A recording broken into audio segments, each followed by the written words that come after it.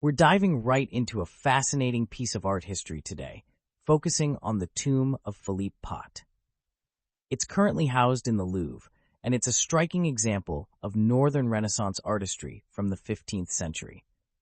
To kick things off, let's look at why Philippe Pot decided to commission his tomb long before his death. Philippe Pot was meticulous about his legacy, wanting to emphasize his achievements and standing, especially after switching allegiances to the French crown. He began planning his tomb around 1480, over a decade before he passed away, which was quite common for notable figures during that time to ensure their legacy in stone and inscription. And what's remarkable about the design of the tomb is its unique portrayal of mourners, or pleurants. These figures aren't just there for decoration. They hold significant meaning, right? Absolutely. The mourners act as pallbearers, carrying Pot to his grave.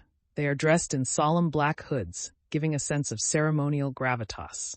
Their design is attributed to Antoine Lemoiturier, a renowned sculptor of the time, though there's no concrete evidence of that. The influence of earlier Burgundian tomb traditions is evident, yet these figures stand free, not in niches, adding a dynamic quality to the piece. It's interesting that despite the tomb being stolen during the French Revolution, it found its way back to prominence. How did it end up in the Louvre? After being moved several times, and even spending time in private gardens in Dijon, it was acquired by the Louvre in 1889.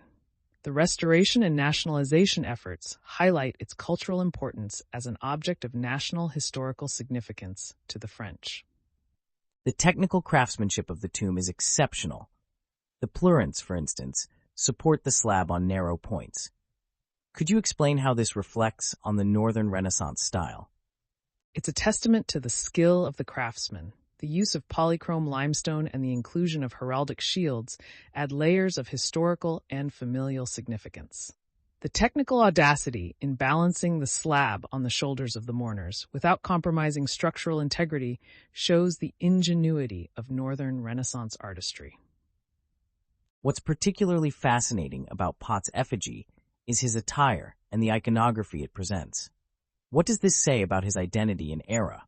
The effigy shows him in full armor and a heraldic tunic, reflecting his status as a military leader and knight. His open eyes and hands in prayer embody both vigilance and piety, common motifs in funerary art of that period, aiming to eternalize the deceased's vigilance and spiritual devotion. Art historians have extensively studied the tomb, yet there's no definitive answer to who exactly designed it, aside from speculation about Lemoiturier. How does this unknown factor play into the study of such pieces?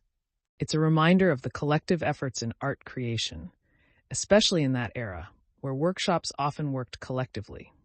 Each piece, no matter its attributed artist, represents a culmination of skills from various artisans, making it difficult to single out a creator without compromising its multifaceted artistry. Lastly, the restoration work on the tomb is comprehensive.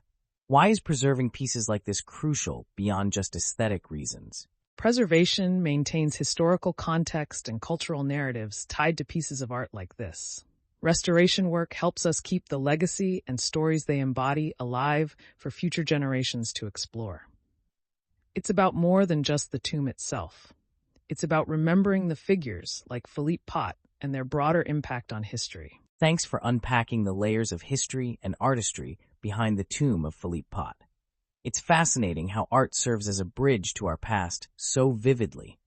This serves as an excellent reminder of the continuous dialogue between history and art.